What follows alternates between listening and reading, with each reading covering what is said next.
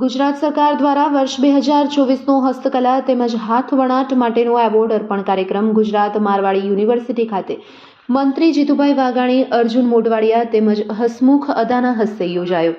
Commissioner, અગ્ર સચિવ કુટીર અને ગ્રામોદ્યોગ દ્વારા ગુજરાત રાજ્યના 19 જેટલા કારીગરોને સન્માનિત કરવામાં આવ્યા હતા, જેમાંથી કચ્છના 7 કારીગરો સન્માનિત થયા હતા। રાજ્યના હાથશાળ હસ્તકલા ક્ષેત્રે સિદ્ધિ પ્રાપ્ત કરનાર કારીગરોને ક્રાફ્ટ વાઇઝ એવોર્ડ આપવાનું નક્કી કરવામાં આવ્યું હતું। આ માટે સરકાર દ્વારા 25 લાખ રૂપિયા જેવી માતબાર રકમ મંજૂર કરવામાં આવી।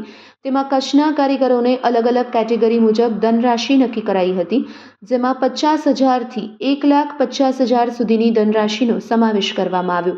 વિવિધ ક્ષેત્રના કારીગરોમાં અબ્દુલ સીરા ફકીર મામદ ખત્રી, જેઓને ટાઈ એન્ડ ડાઈ, દુપટ્ટો, ચંદ્રકણી બાંધણીનો જેમાં એવોર્ડ આપવામાં આવ્યો। આ સાથે જ દેશી ધાબળાની ડિઝાઇનમાં પ્રકાશભાઈ પુંજાભાઈ સંજોટ, ચણિયાના ભરતકામમાં સવિતાબેન કાંતિલાલ ગરવા, માટી આબલા કામ 100 પીસમાં કુંભાર ઝુબેર દાઉદભાઈ, રોગાન આર્ટ ટ્રી ઓફ લાઈફમાં ખત્રી સિદ્દીક હસણ, હેન્ડલૂમ કચ્છ વુલન શાલ બનાવવામાં વણકર અરુણકુમાર મેઘજીભાઈ, ભરતકામમાં જમનાબેન અમરાભાઈને એવોર્ડ આપવાનું નક્કી કરવામાં આવ્યું હતું। પૂર્વ કલેક્ટર કચ્છ તેમજ હાલ ભારતીય વહીવટી સેવા IAS અધિકારી પ્રવીણા DK, જેઓ હાલમાં ગુજરાત ઔદ્યોગિક વિકાસ નિગમ GIDCમાં વાઇસ ચેરપર્સન અને ચીફ એક્ઝિક્યુટિવ ઓફિસર તરીકે સેવા આપે છે।